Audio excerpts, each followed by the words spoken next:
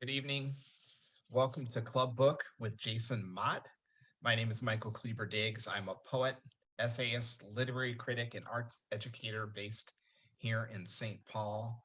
It's my absolute pleasure to be here tonight speaking with our featured author, Jason Mott. Before I introduce Mr. Mott properly, allow me just a moment to tell you a little bit about the unique series that's bringing him here. Club Book is a program of MELSA, the Metropolitan Library Service Agency, which is made possible through Minnesota's Arts and Cultural Heritage Fund and coordinated by Library Strategies, which is part of the Friends of the St. Paul Public Library. Scott County Library is the co-organizer of events of tonight's talk. Thanks also to partnering bookseller Red Balloon Bookshop. A purchase link to Hell of a Book will be available in the comments section of this live stream feed a couple of times. You can have it shipped, you can pick it up at their lovely store in St. Paul, or you can have them deliver it personally to your door if you're in the area. One final housekeeping note. Also in the comments, you'll see a link to a survey. MELSA would greatly appreciate hearing what you think of this club book program. I promise the survey will be quick and easy. Now for our featured event. Jason Mott is the author behind Hell of a Book, winner of the 2021 National Book Award for Fiction. In a starred review, Publishers Weekly declared Mott's modern masterpiece a cinematic novel that tackles what it means to live in a country where Black people live life under the hanging sword of fear. In alternating and ultimately intertwined narratives, Hell of a Book follows the cross-country publicity tour of an eccentric novelist and the tale of a young Black boy whose world is turned upside down by a heinous, but all too common episode of police violence. In addition to the National Book Award, Hell of a Book won the prestigious Sir Walter Raleigh Prize for Fiction and was selected by the Today Show for the popular Read with Jenna book club. The reason I'm smiling is because in the book, the author says, like, hey, when you go on the Today Show, it has to be like this. And then, of course, the book gets selected for Read with Jenna on the Today Show. Mott's prior novels include his 2013 debut, The Returned, which served as the basis for a high-concept fantasy drama series called Resurrection, which was produced by Brad Pitt for ABC Studios. I have to point out that Mr. Mott is also a poet and author of a couple of poetry books as well. So for run of show, after we're just going to talk a little bit, and we hope to include some questions from all of you. So I'll start with some questions, then we'll go to the audience Q&A. Simply drop your questions in the comments thread here on Facebook, and our tech manager will route them over to me. If you prefer to contribute a question a bit more anonymously, you can send a private message to Club Book right here on Facebook, or send a message to clubbookmn@gmail.com. And before we get to the questions, I just have to say that associated with my being asked to interview you tonight, Jason, I received a copy in the mail from the Friends of the St. Paul Library of Hell of a Book. I know it came from Red Balloon Bookstore. And a few days later, I was visiting with a good friend of mine who gave me a copy because he read it and loved it. He thought I would love it too. And guess what? We've been friends for a long time. He did not get it wrong. I absolutely loved your book. It spoke to me on so many levels, and it's my pleasure to speak to you tonight, Jason. Thanks for being here. Awesome. Thank you so much for having me. Yeah, that's a great story. I'm glad you enjoyed the book, and I'm glad your friend enjoyed the book, and I'm glad he recommended it. Yeah. So 2 for 2 that we know of, and it's probably with the National Book Award. It's probably bigger than that. I have a few questions, and I want to make sure that we're engaging with the audience as well. I look forward to their questions. Mhm. Fairly early on in Hell of a Book, the writer goes to San Francisco, and there he meets Rennie. And Rennie is a limo driver and media escort who takes the writer around to all of his scheduled appointments. Um, there's a character who appears with them called the Kid, and the day begins with a series of interviews at which the writer is asked, "So, what's the book about?" And I was like, "Oh, that was going to be my first question," which of course it wasn't. But one thing that happens throughout the book is the writer is asked at almost every publicity stop, "So, what's the book about?" And we're always tempted to be asked that question, but I won't ask you that. I am curious though. I felt like we have Jason Mott, who's written a book called Hell of a Book. And in the book, there's a writer who has written a book called Hell of a Book. You are Black. The writer is Black. I think your tour for Hell of a Book is probably a little Zoom oriented and a little less. Uh, It's maybe not. changing. I mean, it definitely began as a very Zoom oriented tour. But now everything is opening up. So like the month of March, I was on the road the month of March I was home. I put it the other way. I was home for 10 days throughout the month of March. The entire rest of the month I was on the road. So things are definitely back open again. There we go. Things are changing. There is, I think, kind of a sameness that settles in our conversations. I know as an interviewer, I felt like the book had like almost a meta quality to it. That in a way, because I knew that I was going to be talking to you, I'm also in the book already. Theoretically, maybe asking you all the same questions over and over. Um, that sameness, I feel like, results in some ways from the scope of our conversation. So we are talking about Hell of a Book, and that is an object with parameters and boundaries. And um, I'm asking you questions kind of based on that book, but I do wonder a little bit if there was something in your past travels and book tours that wanted you to kind of lean into that sameness and that monotony and that routine a little bit. Yeah, for certain. So a lot of this book began in 2013 when my first novel, The Return, came out. Because the book came out and it had gotten a lot of success even before it came out because the TV show was coming down the pipe and it was just already building to be like a very awesome, very big, quote unquote, successful first book. And so the byproduct of that was that when the book finally launched, I was on the road for 2 months straight, almost just on tour, perpetually going. And it was the first time I'd ever done anything like that. I'd never been on tour. I didn't really know what a book tour even was before that point, much less one of that level of intensity. So for 2 months, it was on the road of just pure insanity. And again, you do fall into this cycle of you're answering these same questions again and again. And like there was a point where I woke up in a hotel room one night and I was answering an interview question in my dream. And I woke up, I literally answering the question out loud because I had been like asked it so many times that your brain, you become like a Pavlov's dog. You just get triggered to answer the question. And so at the end of those 2 months, it had been such a weird whack because there's so many misadventures that happened, so many funny things and strange things. It was just such a unique experience that I told my agent, I said, I want to write a novel about an author-owned book tour. I said, it's the craziest thing. I don't think anybody ever believe it. And she wasn't really a fan of the idea at the time, which is totally fair. But you push forward a few years, and that's where the seed of this novel began. Now, obviously, it developed and changed a lot since then, but it began with that kind of frenetic first book tour. You woke up in the middle of the night answering an interview question. Did you know what city you were in? No, I did not.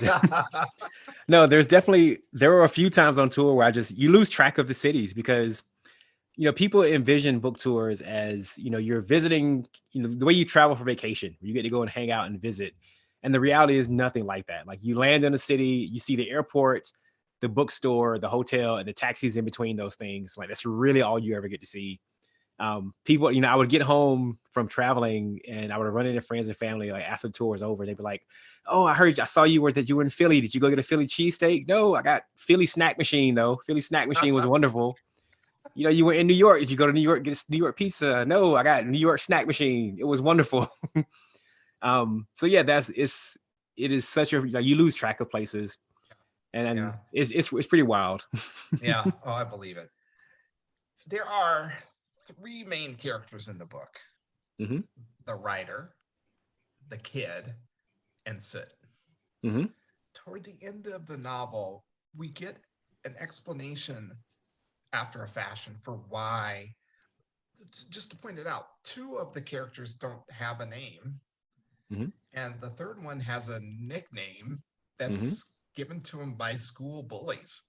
Hmm. So we don't know if it's Matt and Michael and Marcus or three other people at all. Toward the end of the book, we get a little bit of an explanation for why they're not named. Um, I wonder if you could talk, though, a little bit about the decision there when you were at your writing desk crafting this novel. Um, what was kind of behind that decision to make these figures anonymous in some way or unnamed in some ways?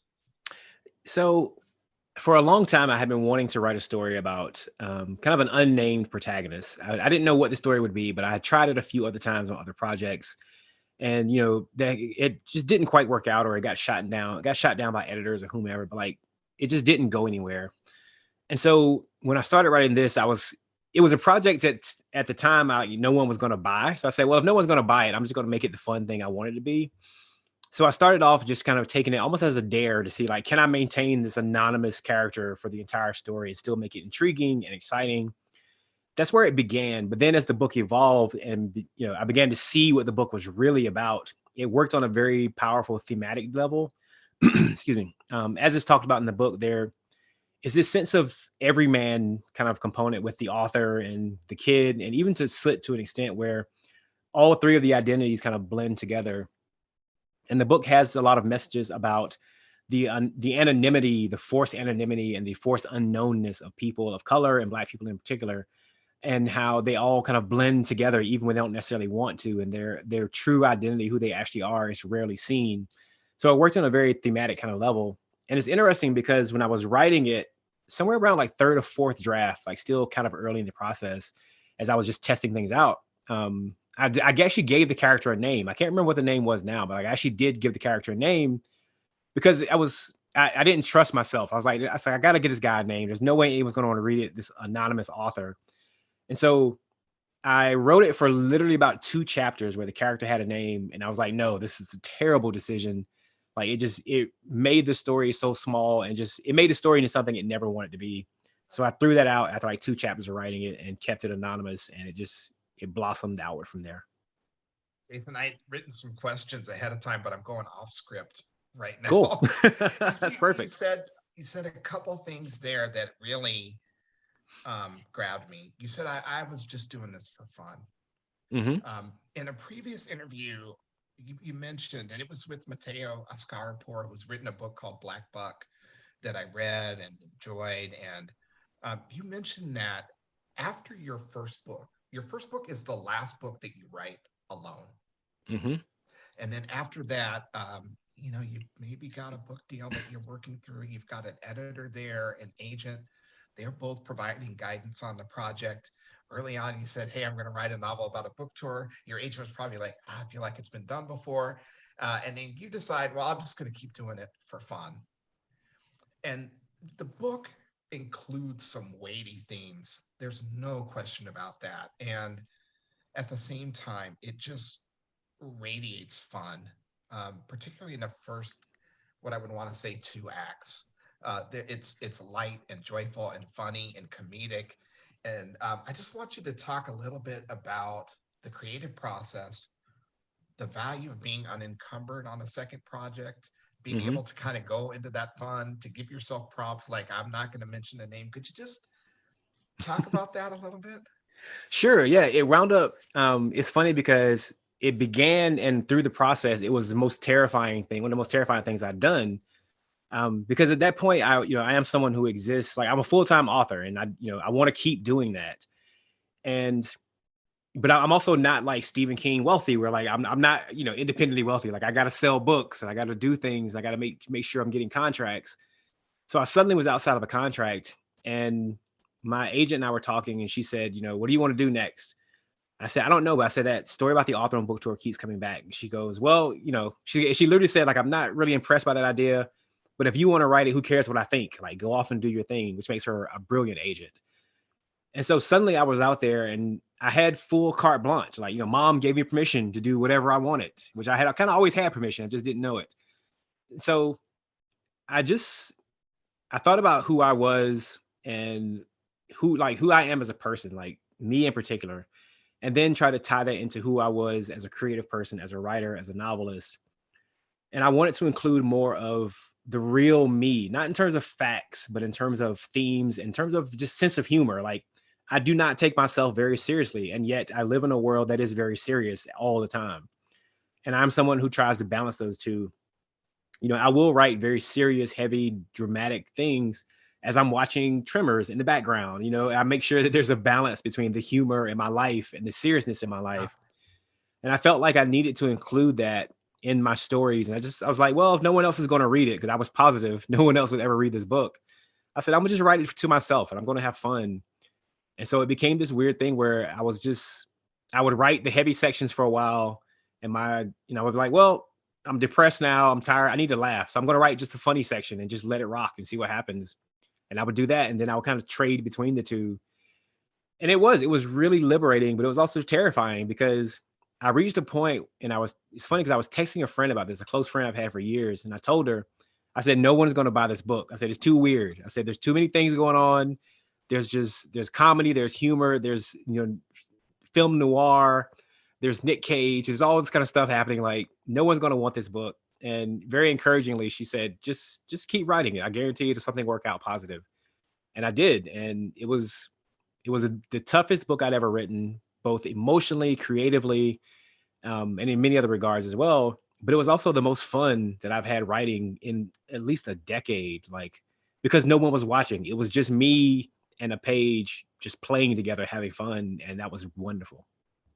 that duality between fun and terror, Hmm. comedy and tragedy, in a novel about the Black experience in America affects on a cellular level. I connect with so much of what you're sharing there, and I think I really kind of connected with that in the many moods of the book as I was reading it. I have to touch on it because you brought it up. I also have to tell you that in like pre-conversation here in town, Nick Cage keeps coming up. So for me, I'm reading the book.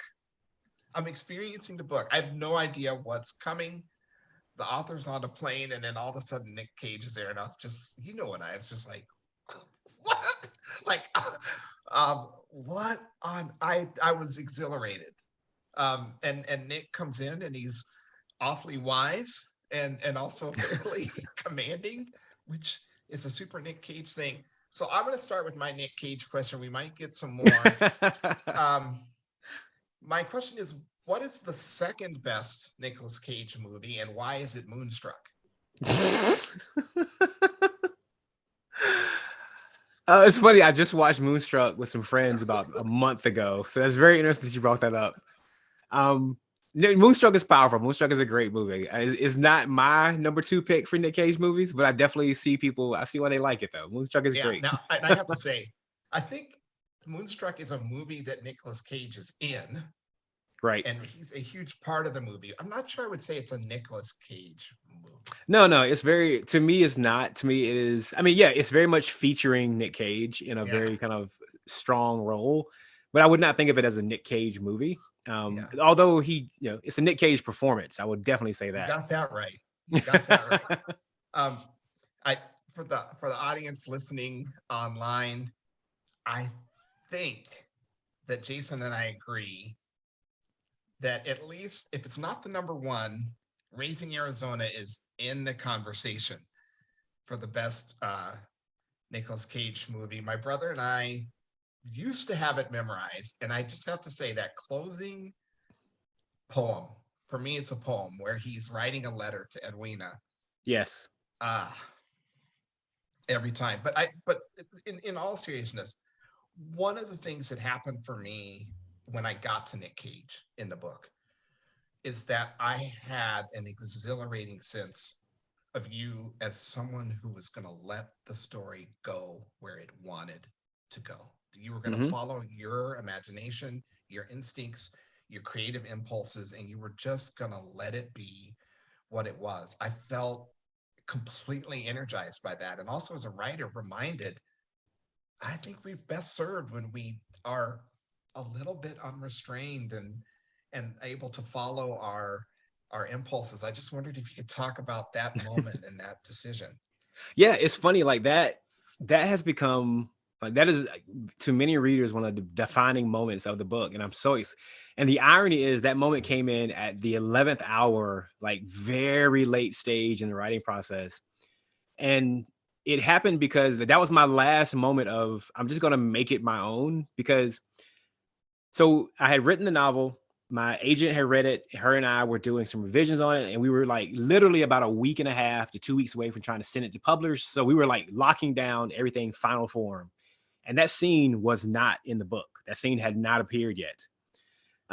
Nick, there were Nick Cage references throughout the entire book. Like I was, but if I'm honest, like I was afraid. Like I wanted to do that scene, but I was afraid to. I was still like, I can't put Nick Cage in this book. Like it's already weird enough. I cannot somehow add Nick Cage to this novel. So I was really afraid to add that. And so my agent and I were going back and forth. There was another scene that had been in the book previously, completely unassociated with Nick Cage. And my agent wanted the scene cut. She goes, the scene is okay, but it's not moving the story forward. It's retreading stuff you've already said. She's like, I think you should just cut this entire scene. And I didn't want to cut the scene. I was being like a little petulant child. And I was, giving some pushback. And she was making valid points. Like she was completely in the right. And I knew it, but I didn't want to agree to it. So finally I said, I'll make a deal with you. And I was being like a little kid. I said, if I cut this scene, I'm putting Nick Cage in the book. And she was like, fine, as long as you can make it work, go ahead and do it. I was like, well, fine, I will. So I spent about a week or about almost a week and a half, because again, we were close on time. And I wrote the scene in about a day and a half, and I revised it for about 4 or 5 days or, a week or so. And I sent it to her, and she was like, perfect. She's like, why wasn't this always in here? Why has this not been in the entire time? Because again, that was one of those final lessons that I got from writing this manuscript that I'm now trying to take forward into like future projects, just life in general, that you've got to just follow your creative spirit. Like if your spirit is telling you to do this thing creatively, just do it. Don't worry about the ramifications. Just do it. That's one thing I definitely learned from that scene. You've seen the movie Everything Everywhere All at Once? Not yet. I'm trying to Okay. wait for some friends to go see it at once. Right. Because I got a lot of friends I've got a strong Nick Cage group that I'm a part of. So we're trying to go. I think this weekend we're going to finally break down and go see it. Okay. I have 2 more questions, and then I want to bring forward conversations from Sure. the community. So if you have questions, please continue to add them to the chat. I've seen a couple. I just want to steal a couple more while I've got the license. One of the things that I noticed in Hell of a Book is there are a lot of nice people, or a lot of seemingly nice people. Early on, there's an angry man who's chasing the author. I'm, by the way, exerting myself not to give away any spoilers. And the man is thought to be nice. He's described as probably a nice person. Soot's grandfather is seen as nice in his way. There's a couple in a Ford Fusion who encounter an unpleasantness, and they are nice people. Later in the book, there's a police officer. And in a moment, we step away from the scene, which is a challenging scene, and ends in an unexpected way. But and we see the officer outside of that role as a father, and he is described as probably a nice person. I wondered if you could talk a little bit about taking a moment to include that noticing as you're describing characters in the book. Sure. Yeah.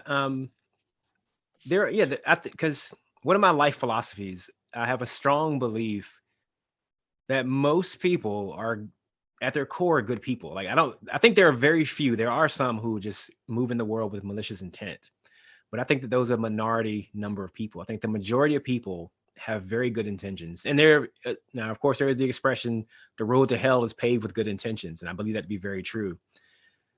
And so I always try to give justice and a wholeness to the characters that I create.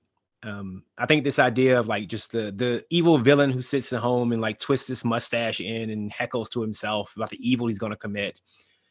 I mean, those people do exist, but they're very few and far between. And so in my book, when I have those characters, whomever they may be, whether they be someone you just kind of come across or just someone that is larger in their role, I always want to kind of pay homage to the fact that I think all of us try to believe we're good people. That's what we're always kind of striving for. And I think there's a powerful conversation to be had about that, because sometimes we can be good people and also be in the wrong or be mistaken or have, ideas that are not correct and are not positive, and we're still good people. We just also are projects and, we're under construction. We're always trying to get better. We're trying to do things better. Yeah. And we can be good people and do very harmful things. Mm-hmm. The internet is full of shouting people getting it wrong at Starbucks and other places. Yes. It's also full of people who seem like pretty nice people who are advocating against critical race theory and the erasure of history and the burning of books and things that have harmful effects on other cultures, other stories, on what on American history, on education and otherwise. And they'd probably help you out if your car was stuck in the snow. Yeah, exactly. Exactly. They would help you out. They just don't, they'll help you move your car. They just don't live near me. There's a lot of that mentality that goes on sometimes. Yeah. And it's very that dissonance. I mean, that is part of the human experience. We're all guilty of it in some regard, in some fashion. But I think the key is you can be a good person and still have flaws and try to make those flaws better and try to do less harm to other people. I think we have to all remember that. Yeah. One more question for me, and then we'll turn to the audience. Toward the end of the book, there's a chapter that begins somewhere. A black boy walks along a street alone at night. And I won't, again, no spoilers. Later, we learn that the boy is walking alone and staring at stars. Let me say, I saw so much of you as a poet in that chapter. The language is just beautiful and poetic, which is not to say that is the only place that happens in the book. There are several moments where language is poetic in its posture for me as a reader. As I read that last chapter, I thought about Albert Einstein. This is like me trying to I wrote this question in advance, right?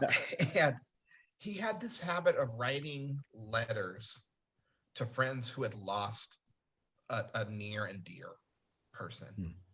And often, of course, he knew the person who had also passed away. And I recently encountered a letter that he wrote after the death of a friend of his named Michelle. He was writing to her widower. And Einstein wrote, "Michelle has left this strange world a little before me. This means nothing. People like us who believe in physics know the distinction made between past, present, and future is nothing more than a persistent, stubborn illusion." It felt compelling to me that in this chapter where a young boy is walking alone at night looking at the stars, which is putting me in kind of an astrological posture already, I'm calling to mind, and other things that are happening around that time. I'm calling to mind Einstein and this idea that there is no past, present, or future, that we experience it in a linear way, but it's far more complicated than that. I was thinking both about this book and about your book, The Return, which I have not yet read and look forward to reading, but which includes kind of similar type of themes. And I wondered about time and about your ideas of time and ancestors and also ourselves in the future, and this idea that we kind of live on and go on. I think particularly for writers, but also just in general. And if some of those thoughts and ideas framed your thinking about the book and frame your thinking in general. Yeah, very much so. That Einstein letter is beautiful. And I've come across a few of those. I'm a bit of a science nerd, as a lot of people are. And I've always been fascinated by just one.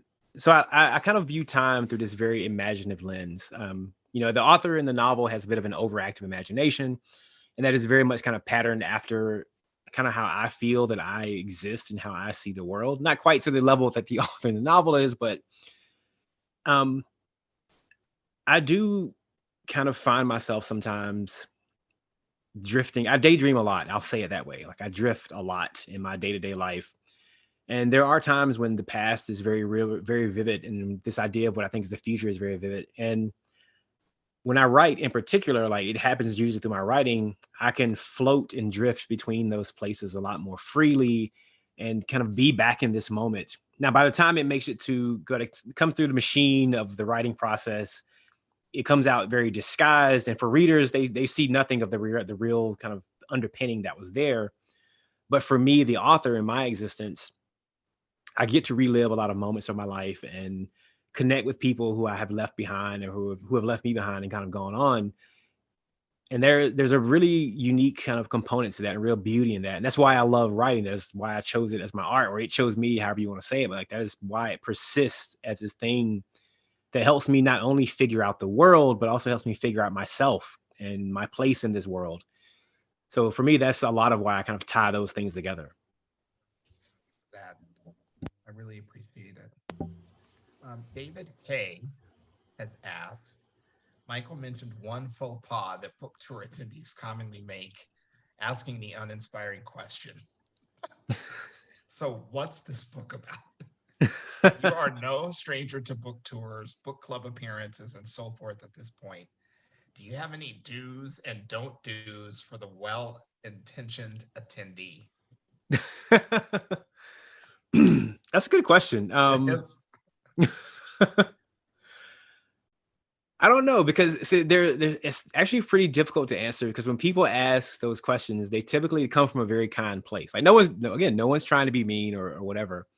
I will say, um, if you're attending an author event and there's a question that you feel may be very personal and may be very private, don't ask that question. Find a slightly more generic question, a slightly more useful question, because and I kind of laugh now, but it's actually quite serious, because what happens as an author, you will oftentimes put yourself in the book, and readers will see that, and readers kind of want to know a little bit more detail about that, and they will often ask you about very personal, somewhat painful moments of your life. And if it were just happening once on occasion, it's fine. When you do like multiple appearances over an extended period, like it can really catch up to you. So I would say, just again, definitely feel free to ask the author questions. But when if there's something that you feel might be a soft touch point, just let it ride, let it pass. Yeah. Yeah.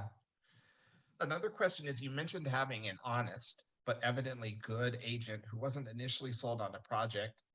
What turned him around? Can you tell us your journey toward becoming a published author back in 2013-ish? Yeah, sure. So like I said, my agent and I, like she and I have been together since 2011. Like she is 10 years now, the longest relationship of my life with my editor. She's absolutely wonderful. I cannot stress enough how terrific she is. So honestly, what turned her around was the final products. Like that's really what turned her around. And like I said, she told me, she said, "Hey, if you want to write this book, like I'm not inspired by the idea, but if it inspires you, who cares? Go off and write it." And I did. Like I didn't really contact her except for the occasional email for about a year and a half, like because that's how her and I kind of work, where she lets me just go off and do my thing. And if I have problems or questions, of course, she's always available. But we don't really contact each other much in terms of work things. So I was off in the wilderness in my cave writing the book, and I finally finished it, and I waited until I was completely finished, had revised and polished, and had friends test it out. And I sent it to her, and I said, "Here it is." I said, "It's the whole author on book tour thing, but it's turned into something very different." I said, "I don't know if it's working or not, but here it is." And I gave it to her. And about a month later, because it takes her time to get to, read through things and get back to me, she emails me back and she goes, "Oh my God, this is amazing. I love it. Like she just fell in love with it." So the work is what turned her around, honestly. And then she began to believe in it more than I did, because when we first started shopping it around, I didn't expect the book to find a home. I thought it was just too weird. And she was 1,000. She said, "No, this book is something special. Like it's going to do well." And so she believed in it more than I did, which is terrific. So my path to being a published author, you go back a few, many years now, to like late 2000s. I graduated from creative writing with a degree in poetry, and I went to answer phones at Verizon Wireless. That's what you do. But I had a strong work ethic, so I wrote a manuscript every year. I had a 12-month deadline where I had to have a new book, a new full-length novel finished every single year. And I sent out multiple novels about 4 times, like over the course of 4 years, and they all got rejected. Like no one wanted to publish them. And it was good because they were terrible books. At the time, they felt great, but looking back on them now, they were terrible books. They were learning experiences, though. And so finally, I finished this manuscript, which eventually became The Returned. I started trying to find an agent who covered books, who represented books that were similar to it, or just thematically was about like personal loss and grief and coping and kind of magical realism. And I found her. And so I queried her. I said, "Hey, I've got this book that you might like." And she did. And things kind of started working out great from there. I think agents play an essential role in the process. And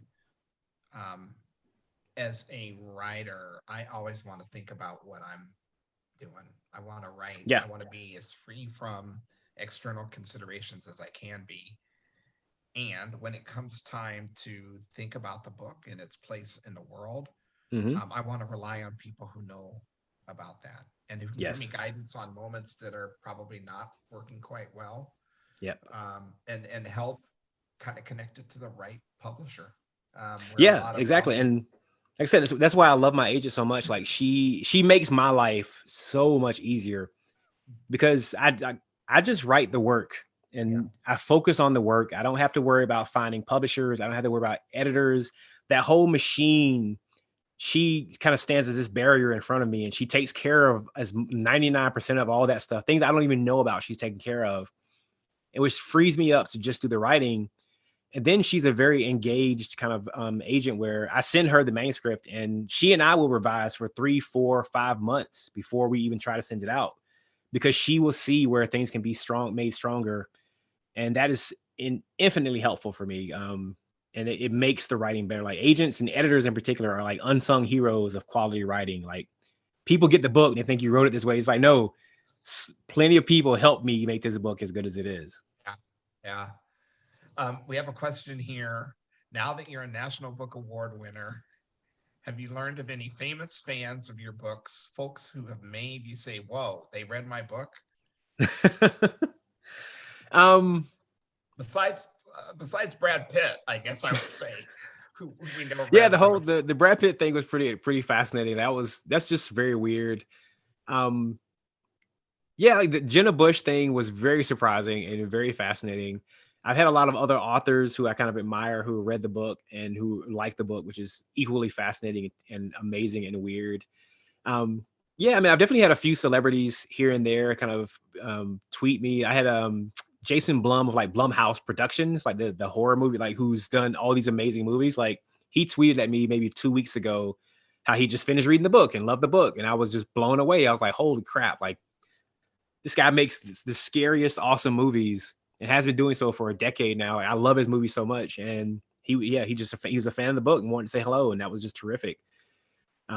Yeah, winning the National Book Award is very weird. Like it feels very, very strange. And I still struggle to believe it actually happened. It's obviously sunken in a bit, but it's still very surreal.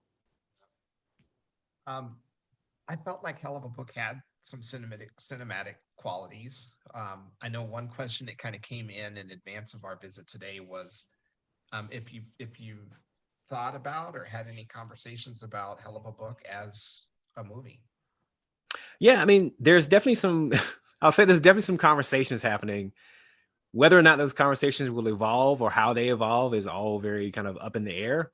But yeah, like there's definitely been conversation. Like I wrote the book not trying to, I never think about Hollywood when I'm writing a novel, because writing a novel is hard enough in and of itself without trying to plan on trying to gear it towards any, potential option rights or anything like that. And so the prospect of it turning into something else is always very surprising and fascinating to me. So I hope it winds up becoming something that can just bring in more people to the story. That's really the goal.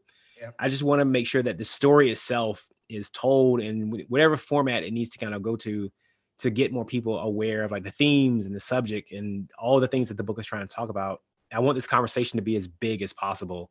And so hopefully maybe one day TV or film or whatever can, make that happen. That too. Um, a prominent motivation for me tonight is not about me, but for me in my writing is to have conversations that matter to me. Yes. It is very clear throughout Club Book. I understand that the writer in the book is not Jason Mott, but there are also a lot of similarities in terms of lived experience, and I would say that for me as well. Mm-hmm. For all Black people, for people of color, there are a lot of important conversations that we want to have, and the opportunity to slow people down, to get them to view it a little bit differently, to share a kind of perspective. There's a moment in the book where I'll just say a white person is in conversation with the writer and says, essentially, slavery was a long time ago. Mm-hmm. And this is a question that comes up in the course of our life. There are other moments that happen. The writer returns to the hometown and he's successful, and how can there be racism in the world if this person made it, right? Exactly. Like, we're Yep. post-racial. Look. Yep. And a lot of other kind of very important questions that felt urgent for you, for Jason Mott, in terms of the creation of them. And of course, you hope that as many people as possible will have access to those ideas. Yeah, very much so. That's the goal. It's just that's the goal of any writing, is to kind of have those conversations. I think to start those conversations. Yeah. Someone wants to know if you were inspired by Ellison's Invisible Man. Yes and no. Like, there's definitely some themes in the book that kind of radiated out from that. I read Invisible Man decades ago, like late high school, like just after high school. And I remember parts of it, so it very much kind of connects and radiates through that. But a lot of the invisibility component that comes into the story, that is pulled a lot from my own kind of childhood, where I was the quiet, weird nerd kid who was kind of bullied a little bit too much, and so I always wanted to disappear. That was the thing. I always wanted to just be invisible and disappear, and so that became part of the story. Yeah, and I think for Black people in America, there's back to that kind of duality. There's invisibility and the desire to be invisible, and there's hypervisibility. Yes. And all of the risks and harms that are potentially associated with that. And it's kind of navigating both of those. It occurred to me that an author and a person of fame on a publicity tour, where attention is the entire goal, really pairs well with a novel where there's also this desire to be invisible. Yep. The next question is, hell of a book is a hell of a name. I'm reading it as it's written. Did you choose the title yourself, or does an author's people workshop those, or did people workshop it? Was it the name of the project from the get-go? So yeah, so funny. Here's a fun piece of trivia that you will never be asked in your life, but here it is. All of my novels have been titled by someone else. I am terrible at titles. I just am. I don't know why. I can do the thing that comes between the pages, but the front page I cannot do to save my life. So it's funny. So The Returned, that was my agent titled that. My second novel and third novel were both titled by my editor, because I'm submitting titles this entire time, and they're all getting shot down because in retrospect they are pretty bad. So funny thing with Hell of a Book was we were very late stage in the process, and my agent, again, we've been together 10 years. She knows I'm bad with titles. She gave me a month. She was like, we're going to send the book out in about a month, so I need you to come up with whatever best titles you got, and we'll try to figure something out. I said, okay, cool. So for a month, I just thought about ideas and tried to come up with something. And like a week to go, I give her this list of like 15 different titles, because I'm just shotgunning. I'm gonna hit something here on the wall. I'm just throwing stuff out. she looked at them and she goes, they're all okay. She was trying to be nice, which is her. That's like code for this is terrible. She goes, there's like 3 or 4 that aren't the worst. So she sent them around to some people. And she said, what do you guys think about these titles? And when she also did this, she sent around like a title and just called it Hell of a Book. And so she sent this to other people, and they all kind of read, they all kind of got back to it. And all of them were like, Hell of a Book's the best title by far. And so when she came back to me, now don't be wrong, like in the manuscript, the book the author's written was called Hell of a Book. So Hell of a Book was already in the manuscript. So my agent comes back to me and she goes, yeah, your titles were not very popular with the people I talked to, but Hell of a Book seems like the title to go. Like it's already in the book, so why not make it the title of the book? And I fought this vehemently. I said, no, I don't want to call my book Hell of a Book because 1, that is the most arrogant title that I've ever heard for a novel. And I am not that kind of a person. And I remember a few years back, I think 2013, 2014, somewhere around there, Dave Eggers wrote Heartbreaking Work of Staggering Genius. Staggering Genius. Yes, which is another just like amazing top tier title. But I remember when that book came out and I saw it in the library, in the bookstore, I was just like, are you kidding? Like, are you really going to call your book that? And of course you read it and it's phenomenal. Like, but, yeah. And also the title is very tongue in cheek. And so because Dave Eggers is a master of that. And so my agent, I fought this for like a few days, and my agent goes, well, she goes, I think the title works. Everyone else thinks the titles work. Unless you have a better one, which I know you don't. If you have a better one, I think we should go with this in the submission process. And the compromise was, so when you read Hell of a Book, yep. If you open it to the first page. I saw this. Yes. Let me get the page here. So if you open it to the first page, which I think no one can see that. Maybe you can hold it up. No one can see it on my screen. It's all blurred out. Yes. So there's a longer title. So it says Hell of a Book, or the altogether factual, wholly bona fide story of a big dreams, hard luck, American mad kid. Right. So that was my title. Yeah. That was all literally the title I was going to call the book. And that's why my agent is better at what she does than anybody. So, Jason, at some point in the future, time is not linear. So it actually might be happening now. I'm going to run into you somewhere and we're going to have coffee or beverages of some kind. And I'm going to say, I want to get this right. Hell of a Book was already in the book. You didn't think of Hell of a Book as the title. Your agent said, let's call the book Hell of a Book. And you thought it was a terrible idea. I told you, I can do everything between the flaps, between the covers, like between the front cover and the back cover. I can do all of that moderately well. The front cover, I cannot do to save my life. That is my weakness. And, Achilles had his, he had his Achilles. That's my Achilles. I cannot do a title to save my life. Every writer does. Exactly. And you just have to own it and live up to it. And in addition to agents helping position and find a home for books, I think they also identify areas where yes, exactly. Right. And if you agents are like coaches. They're like coaches. Like they know you better than you know you. And you're like, Coach, I promise I can do that. No, you can't. We're gonna bring somebody else in to do this. That's not your strong suit. You're great at this things over here, but over here is not your strong suit. And that's okay. You're still awesome. You just don't do this thing very well. In the chat, we have a question that was also a question that kind of came to us in advance. We were heading toward our conversation tonight, and it is, Hell of a Book asks the reader to contend with and fill in certain gaps where reality is unknown or maybe unknowable. When crafting the book, did you have those ambiguities in mind the whole time? Or did you think up a more detailed and definitive story and then pare it back to achieve your nice, sparse narrative? Yes, no, it was, those gaps were there from page 1, sentence 1, letter number 1.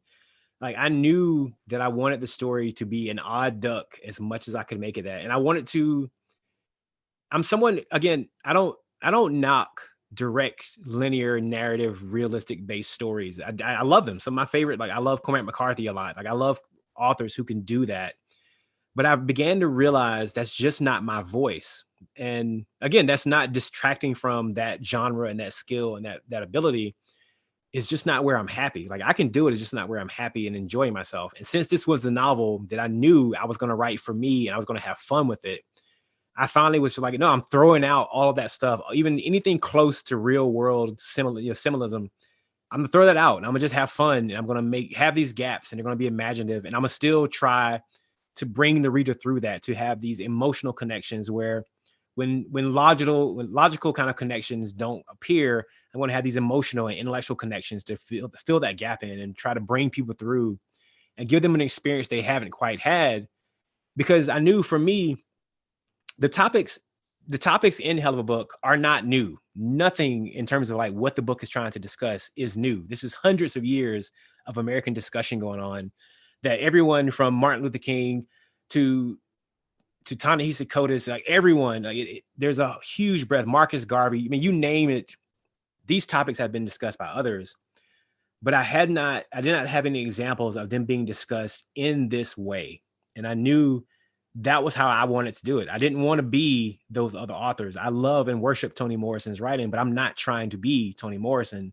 I wanted to be who I am and have it be strange and beautiful and comedic at the same time, and weird and absurdist. Like one thing that I find myself kind of thinking about a lot right now is the lack of absurdist Black authors. Like Black writers don't get to be absurdists. We only get to be very serious and critical race theory. We get to talk about race, and it's like, what happened to just being absurd and surrealist? Like, where are the surrealist Black author voices? Where are the absurdist Black author voices? They're few and far between. Like I cannot name very many of them. And so for me, it was a chance to really break out of that and make it my own. So that was contingent upon everything from the very beginning. One of the experiences I had as a reader is in that uncertainty, kind of feeling a little bit like I had imagination as a condition myself. Yes. Is this really happening? Did I miss something? Is Nick Cage really here? Or am I? Yeah. So it's and I think that's a great way to kind of bring the reader into that perspective. Good. That was the entire goal. I love it. Yeah. So I'm realizing I'm missing a couple of questions kind of here and there. Here's one that with kindness authors are often asked, but I'd love to kind of know your thoughts on it. Sure. What advice do you have for aspiring authors?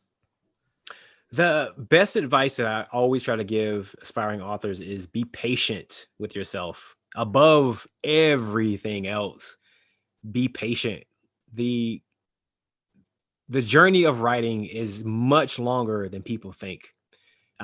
Writing and growing, becoming a good writer, accumulating skill as a writer does not happen quickly for anyone. Like, it takes time. And too often we put this weight upon ourselves that, we're writing this it's like sometimes it'll be our first novel. We're writing our very first novel and we put this pressure on ourselves. Like it's gotta change the world and maybe become a 1 million copy bestseller. And we put all these unrealistic expectations upon it.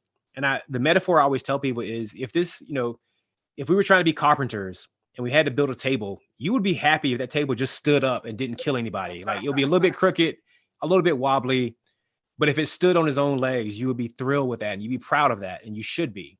It's the same thing with novels. Do not think that you have to do this novel the first time out. I always tell people The Return, my debut novel, was not my first time writing a book. It was about my 5th manuscript. So I'd had 4, if not 5 books before that were not good. And that's how it is. They felt good at the time because they were great learning experiences. So the best advice I can give, be persistent, develop good work ethics, write every day when you can. But even more important to that, be patient with yourself and give yourself time. And it doesn't matter if you're 25 years old or 55 or 75. Writing is a thing that you actually age into. I think the average age for debut authors now is like late 40s almost. So like you have time, no matter who you are. Like take your time, be patient with yourself. I'm going to try to sneak in one more question. Let's do it. and it is where, when, and how did you learn you were in the running for the National Book Award? I'll also ask where, when, and how did you learn you were shortlisted? And then where, when, and how did you learn that you'd won? Oh yeah, this is a great story. I was gladly tell this one. Um, so so the book came out in June, and typically what happens in publishing, there's like a 2-month window where your book is going to do whatever your book does happens in the first 2 months. And so by like late August or so, the book is starting to fade off, and it was fine. I was happy with how the book had done. I started writing my next project and working on other things, kind of putting it in my rear view for a little bit. And I think it was like late September or mid September. It was a Friday morning. I get an email from my editor, and he says, "Hey, can we jump on the phone? We have a Zoom call at 10:25 this morning." And it was weird because it was like 8 o'clock already, and I was like, "Why do you want to? And why exactly 10:25? This is very strange." And he goes, "There's some stuff going on with the paperback that we need to talk about. So let's just, it won't take very long. Let's do a quick call at 10:25." It's like, okay, fine. So like, I didn't have internet at home at the time. I had to go somewhere and do internet. And so we get on the call. he goes, "This has nothing to do with the paperback." He goes, "You just got longlisted for the National Book Award." And I was stunned. I was like, "Are you kidding me?" He's like, "No, he's like, news comes out at 10:30. He said, "We've been sitting on it for a whole day. We couldn't tell you about it, but you've been longlisted for the National Book Award." So I did like 5 backflips, just kind of lost my mind for about 10 minutes. And that was so unbelievable. And I knew, I was like, well, I'm never going to win it, but it's pretty amazing to be longlisted for the National Book Award. And then so they told everyone the shortlist announcement comes, I think it was sometime in October, like a month before beginning of October. So stay tuned for that. And early October, my girlfriend and I are driving back from New Orleans, from kind of hanging out at an event. And my cell phone rings, and I answer the phone, and it is Ruth from the National Book Foundation saying, "Congratulations, you've been shortlisted for the National Book Award." And I was like, "What?" I'm in the car screaming. My girlfriend's driving, thankfully, otherwise would have crashed. So I'm in the car just screaming and freaking out. And again, I was like, well, I'll never win it, but it's great to be nominated for shortlisted.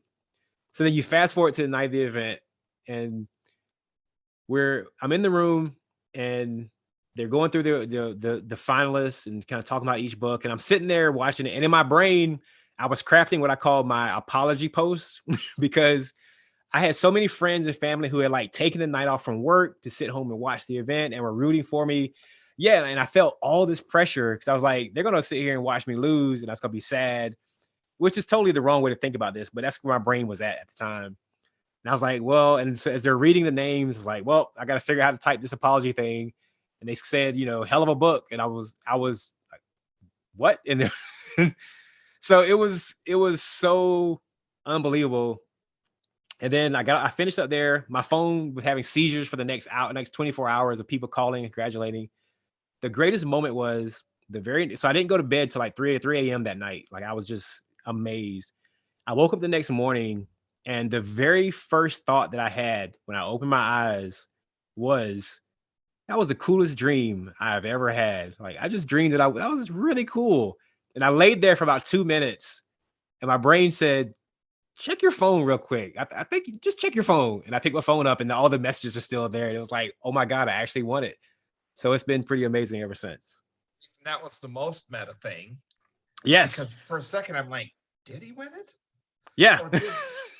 Or did the writer in Hell of a Book win it? Exactly. It was so wild. Yeah, that was the coolest moment. My brain was honestly like, that was a really good dream. I was like, yeah, that was a cool dream. And then turns out I actually had won it. Jason Mott, thank you so much for tonight. It's been such a pleasure to talk to you about this book, which I enjoyed and admired and was profoundly moved by. I have to say, for all of our friends listening in Minnesota, please, please, please read this book. I'm going to share just one thought along those lines. In a previous interview, Jason, I know you said that you were writing this and working on Hell of a Book around the time that George Floyd was murdered.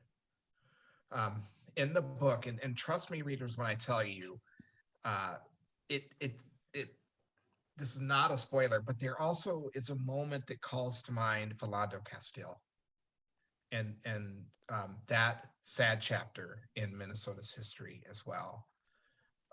The perspective that is shared here, the lived experience of the writer and of Black people in America uh, is crafted in a way that is compelling and undeniable, sharp and joyful and difficult.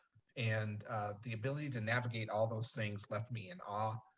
I've completely enjoyed our visit tonight. Thank you so much for being part of it. I have an outro to read. I won't cut us off before you get a chance to share a thought. But for everyone out there, this has been a virtual presentation of Club Book, a long-running literary series of MELSA, which is made possible by the Arts and Cultural Heritage Fund. Special thanks to Scott County Library for the part they played in bringing Jason to us. Before you log off, look for Club Book Survey link, which is in the comments and will be projected in place of my video more momentarily. Last, consider joining Club Book on April 28th for an event with the thriller writer Jason Rollins, author of the #1 New York Times bestselling Sigma Force series. The 16th installment in that series, Kingdom of Bones, hit shelves just last week. Get a copy, get ready for that. This program will be co-hosted by Washington County Library. They'll be right here on Facebook Live. And as always, it's free. Jason, thank you again so much. A real honor and pleasure to speak with you. Awesome. Thank you so much for having me. This was absolutely terrific. And thank you all for coming out, and happy reading in whatever you are reading. Take care. You too. And for everyone else, have a great night.